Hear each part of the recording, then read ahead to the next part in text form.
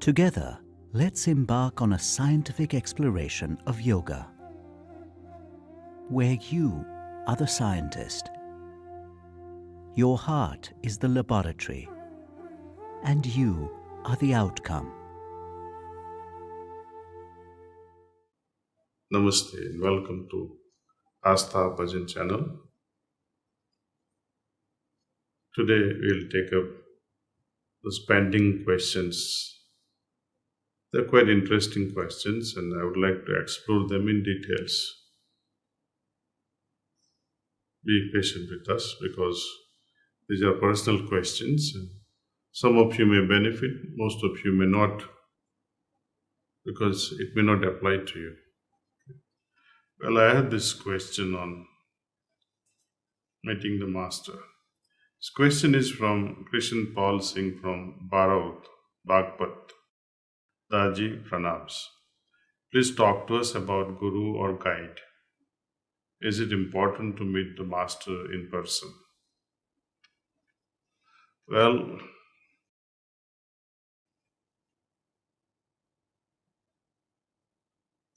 one must meet guru as often as possible. Because our ever-changing condition and how a guru can modulate this yogic transmission and correct certain tendencies of certain chakras that we are traversing through what we call our spiritual yatra, from one chakra to another and arriving at the final destination. I think presence is required. And as we move on to higher and higher planes, this presence will be on more important. That does not mean that you stay with him 365 days. No, one zalak is important. Glance from a distance is also important. Okay, another question. Daaji, I have been following my cool guru for a long time now. If I practice heartfulness meditation, should I have to leave him? He does not teach what you teach. I think this is a practical problem because in India, most of us have something, our own traditional way of approaching God through our ritualistic practice. There are traditions, and some already have a cool guru. That's not a problem. Having heartfulness as an additional practice will not be a disrespect to your guru. In fact, the very idea that I need a help which is not available with what I am practicing shows some level of vacuum in your system, that I need something which I'm not able to get, and you should try to explore that. My beloved Babuji Maharaj, when he was asked this question by another, when he was asked this question by the follower of another system, he very respectfully responded. He said, there is nothing wrong if I find it necessary to adopt a better practice. By all means, I should do it because my life depends on such decisions. One should not be afraid of it. And if you don't mind, take me as your servant. I'll work on you, I'll work for you. The Guru Dakshina that is due, you can always give it to your Kul Guru. We have no problem.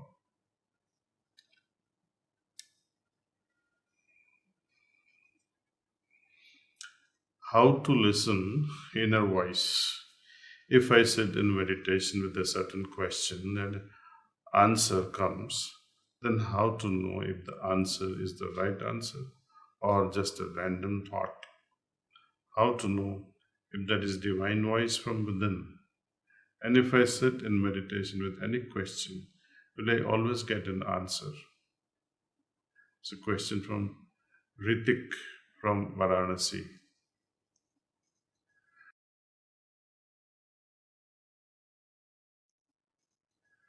Heart speaks all the time. It never stops talking to us. You watch the thoughts of your mind and feelings of your heart as you're in a restaurant, for example, or you are in your class in a college, or you're in a movie theater, or you're traveling by plane or a train.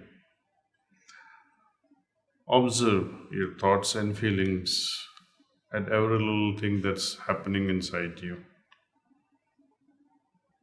When your friends are talking, when there is some sort of a discussion happening at home, or you are in a plane and you happen to see someone and you're attracted or disgusted because of whatever may have happened around them.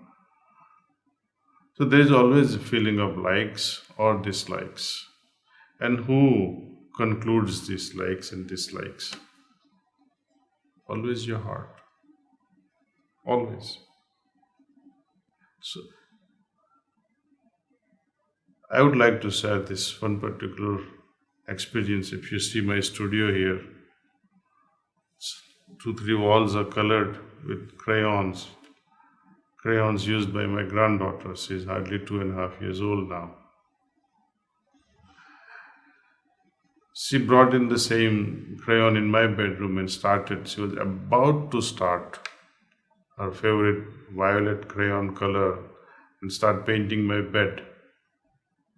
Moment I entered the bedroom, she saw me, made eye contact, lowered her eyes, and walked out quietly. So, heart always gives signals. Even a 2.5-year-old little girl can understand. Even though none of us prevented her, that's why we see all these crayons around. But when she was doing it on my bed, she somehow intuitively felt, I shouldn't be doing this. Okay. Another question is from Jay Verma. Daaji, Pranam. I have seen Heartfulness program on 13th June on Asta Bhajan. I had two queries. Number one is how I would come to know that I am receiving transmission. Number two, how will I come to know that I have attained a certain stage or I have crossed a certain region? I am waiting for your kind reply.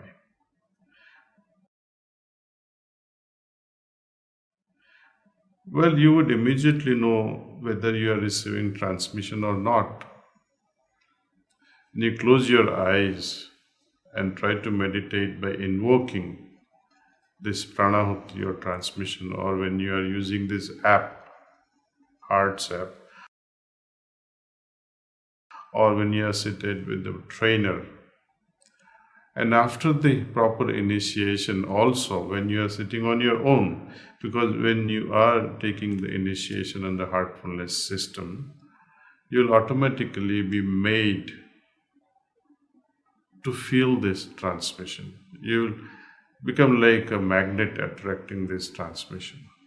So that much of capacity is given. And it is experientiable. Just as we do not see the light coming from the sun, but we'll see the objects when they are exposed to this light.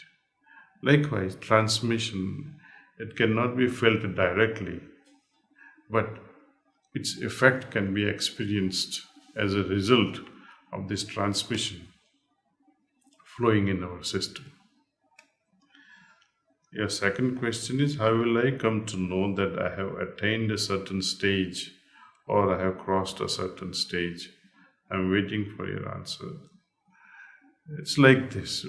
How do you know you have moved from one garden to a desert?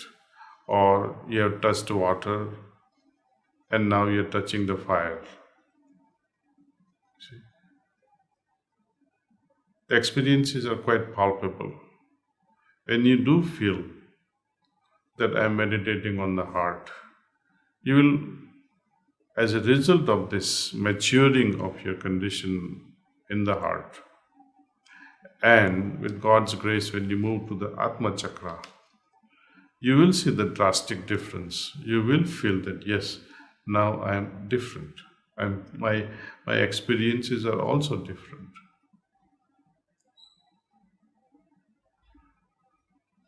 And when you move to the next level, that will also be the similar thing, that you will feel different condition. It's like totally different condition.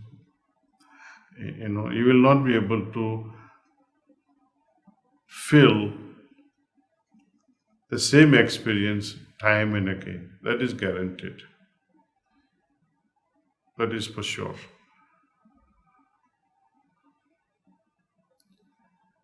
Another way, but which is a painful way of understanding that you're moving from one state to another state or one stage to another stage, is when you don't feel like meditating. But it's a different matter all at this stage to discuss, and why this disenchantment towards spiritual growth, spiritual progress happens. It has its own reasons, and they are healthy reasons. And when that happens, I often tell Abhyasis, congratulations. Because when you are moving from one stage to another stage, somehow there is an inherent resistance. It's like children, when you are in one kindergarten class and all of a sudden your job changes and you have to take the whole family to a different city. Most affected are our children because they get used to school system, friends, teachers, and they wonder whether they will get adjusted with them or not. Oh, I'll miss my friends, I'll miss my teacher, the environment, etc. And they become quite hysterical and they say, oh no, I don't want to go, mommy. Similar thing happens when we are maturing at one stage and you're enjoying. Remember, in one of the episodes we talked about avdhuta state. You enjoy it so much and you don't want to come out of it. But Guru of caliber will push you to a next level, but you will not like it. To the extent that you'll stop meditating also for some time. And afterward, with Guru's help, he can pull you out from such a whirlpool of previous condition and slowly brings you back. So if you understand all these things, I think it will help you a lot so that we don't waste much time. When we do feel that I'm being dragged in one particular condition and I don't like to come out of it, it's best to take a few more meditation sessions with the trainer and quickly get out of those spiritual states. So now we'll meditate for a few minutes. So let's meditate as usual. For those who are new to this heartfulness way of meditation, it's very simple. Feel relaxed. Remove all the what we call distractions if you might have. Something like phones. And focus on the presence of divine light in our heart. Think that this divine light is attracting your attention inward. And retain this thought as long as you can. If by chance you happen to move away from this noble idea, when you're overwhelmed by so many thoughts, just remind yourself that right now I am meditating on the presence of divine light. So let's begin. Please start meditation.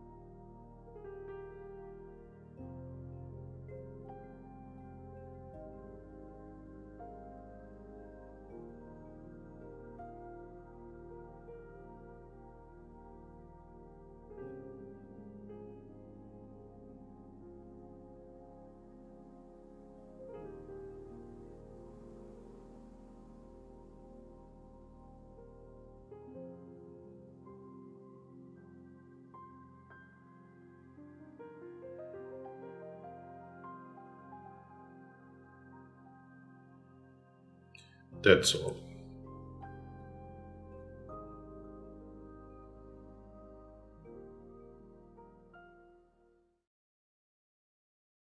Looking forward to your